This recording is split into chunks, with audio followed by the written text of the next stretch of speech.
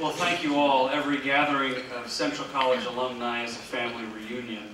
So we are happy to be together with you here. Tammy and I have decided that counting our time here by years would probably be more difficult than just counting lemming races. So we are at 2 at this point, and we notch our belt for the second lemming race and have lots of fun being a part of that. Many of you ask questions about our family and how we are doing. I want you to know that we can't believe we get to do this every day of our lives, that we have the privilege of being a part of this family, this academic community, and of sharing our lives with all of you. I was saying to someone yesterday, actually turns out I didn't accept a job, I was adopted by a community. And that's very much of what we feel like. Evidence of that is perhaps in our daughters, who are working tonight for Central Catering somewhere. But what I can say to you is that our daughter Emma, after her second year at Northeastern University, where I was previously, decided to transfer to Central, so she's here this year, majoring in art, and she plans to study abroad in Spain in the spring. So we call that in our family insider trading, which I hear is legal in this particular case. But we're delighted that she is here. A decision that we had nothing to do with, to be quite honest with you. And it was an Sunday evening, we were at home and Skyping with Emma and just sensed something, because she kept asking questions, so what's happening on campus, and how is so-and-so, and what's going on with something else. And I looked at Tammy after the call and I said, do you think she's actually contemplating making a move like this? And she says, why don't you call her back? So I called her back and I said, Emma, please understand that there are no obligations, and it certainly is a complexity of having your father be the president of the college you're attending. But if that's something that you want to explore, feel free to do it. She applied the next morning. So I don't know where she gets that sort of aggressive, moving ahead kind of thing. Probably from Tammy. Greta is in 9th grade. She's running for mayor of Pella. Our money is on her for the election. But I was saying to someone this week, it's as if Greta was born in Pella. You wouldn't know it. I mean, all the children in Pella are feral. They sort of all run together in a pack, and someone feeds them and someone houses them. So we figure we're still trying to make sure that we can claim Greta as a deduction. We're close to the line on that, but she's having a wonderful experience being here. So for us as a family, this has been a tremendous transition. We cannot believe it's more than a year. It's gone so quickly. But we benefit so much from the love and the care and the concern that so many have shared with us, and the notes and emails and expressions of support have been so welcome and appreciated by our family. Tammy and I love students. That's why we do this. To be involved in the lives of students is our greatest privilege and the greatest gift that we have. We do that in many different ways. It's about being a part of their lives.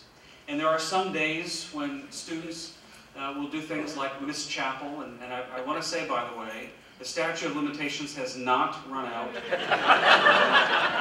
So someone was taking notes. No kidding, but it's wonderful to be a part of their lives. There are some days when you have to remember that we're working with students who are between the ages of 18 and 21. And that kind of experience is important for all of us to remember that there's a developmental pathway that we all get to be part of. And it's a rare gift. It's a rare privilege to be able to be a part of those formative years and to accept all the risks, to see all of the challenges that are theirs, and yet to know that you're part of a discovery. You see, what we know today is that there's so much pressure on higher education to become something else, credentialers. And if we simply think about the accumulation of credits and courses and credentials and careers, we will miss the greatest opportunity in a generation to create a transformative experience for students. We want nothing less here. That is our aspiration at Central. It's why you're here. It's why, in fact, you give and support and care and come back. Not because we wine and dine you. It's not because you get some special privilege, but it's because your hearts pour out care and concern and opportunity for all the students who are here now. Because I know you desperately want them to have the experience you had. And so we seek, with all the resources we have available to us, to create for them an experience that doesn't make them happy. It's not our goal. It doesn't make them comfortable. It's not our goal. It's to challenge them. It's to send them to the end of the bus line and say, find your way home. It's to make it safe to fail. One of the greatest gifts we give to our students is to create opportunities for failure. I spend a lot of time visiting with individual groups. Every athletic team that's at Central's campus I meet with once during the year, just to talk for a few minutes, and every music ensemble, and then other groups beyond that. And what I've been saying to them this year is it takes courage. What they're about is courage. And the challenge for them is to understand that people like me become complacent. And what I've said to them is that I used to spend all kinds of time camping and running around the country and doing crazy things. And now at my age, anything less than 4 stars is camping. And you probably feel the same. And so I invite them to say, it's not about the comfort, it's about the risk. And risk leads to success, complacency to failure. And so the experiences that we put them in are designed to challenge them, to force them into situations where there's cognitive dissonance, where there's ambiguity, where there's choice and confusion and upset. There should be as many tears as laughs as a part of an educational experience that is rich. That transformation is something we see particularly, as many of you know, in our international programs. Many of you participated in those, or know about them, or perhaps have visited the sites on your own. Tammy and I have had the privilege of being at 4 of our sites. We were at Merida back in January, and last Sunday we returned from Europe, where we spent 2 weeks visiting our programs in Granada, Spain, and in Leiden, Netherlands, and in Paris, France.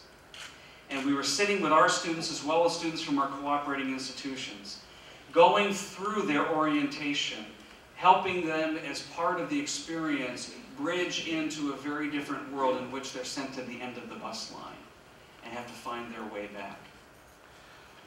You all know, and many of you have commented, I like to write. It actually just keeps me off the streets, to be honest with you. But as I write and share ideas, it's a way for me to process the experiences that I have. It's the way I do it, and so it's easy to share it. What I have found interesting is to listen to the voices of our own students so that we can hear from them whether or not we're successful in creating this kind of an educational environment. Blogging, as I do, is now a way of capturing that. And so I have been sharing with groups visiting campus some thoughts in the words of our own students. Not things that come out of brochures, not things that are sitting on websites, but things they write about when no one's asking them to write. Things they just post because they're reflecting on it. Melanie went to our program in Spain last year. It was in the fall. On our second day, we met up with the rest of Group 3 to have another facilitated discussion. This time it was with 3 Moroccan men around our age, and we mainly discussed the stereotypes we had of each other. Now on the Spain program in Granada, they take an excursion to Morocco because you're so close to North Africa and there's this cross-cultural experience that's part of that region. This was such a good talk, and I learned so much about the Moroccan people as well as my other group members. I will never see a Muslim person again and think terrorist. I now realize how uninformed and ignorant I have been. I firmly believe that we are all human before we are labeled by our religion, race, or whatever. All of the Moroccan people that I've had the privilege of meeting were so kind, friendly, welcoming, funny, educated, faithful, and so much more than we sometimes give them credit for in the United States. All in all, Morocco was an amazing experience that I can honestly say has changed me as a human being. Stereotypes have been shattered, and my knowledge of the world has expanded. I am looking forward to taking the next steps to becoming a more informed individual and citizen. See, that's why we do this. That's why we are here. Ashley responded to one of the blogs that I was writing. If you remember the one about Sarah, I had her write around the pond before she could graduate. And she responded to my blog by writing, "As an education major, I love seeing Central College staff push students to their highest potential. I often think of elementary or high school students needing to be pushed, but sometimes it never happens. In high school, I was never given opportunities to travel, form my opinions about various topics, or develop skills of life. Outside as well as inside my coursework, I have developed these skills because of the professors and staff that knew I had it in me. I never wanted to leave home. I never wanted to walk 7 miles on the Great Wall. I never wanted to share my Christian faith with strangers. Now I can't picture my life without these experiences.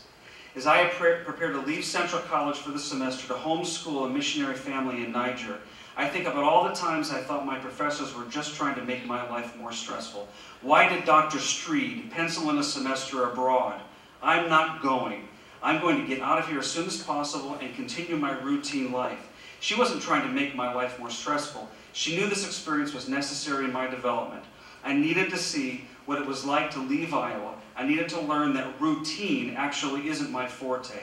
Professors and staff give off an everlasting dedication to seeing each student individually grow and experience life in a meaningful way. Faculty and students together, creating the challenges that take a student who never wanted to go anywhere to China and Niger, and I will also tell you that she traveled to Haiti.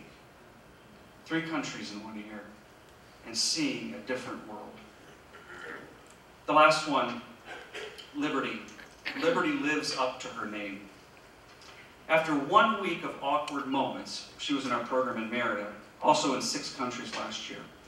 Culture shock, reverse culture shock in my case, in orientation, I can already say the group of 16 students studying through Central College in Merida this past spring, represents every college stereotype possible. We have athletes that put the siesta lovers to shame, strict vegetarians, nearly carnivores, beachgoers and soccer players, advanced speakers and beginners, studiers and partiers. We all come from different backgrounds, states, and majors. A few have never left the U.S. before. Others of us have seen the world. We all bring something different to the group. This semester we are representatives of not only Central College, but also our country, a country in which some locals dream of living in and others despise. I can only hope that as the semester progresses, our differences will bring us together and strengthen our ability to experience a new culture while portraying our own culture. Watch out, Merida. Here comes the most diverse group of Americans you've ever experienced. See, that's about getting the being question right. It's about thinking deeply of one's experience that is not about collecting credits.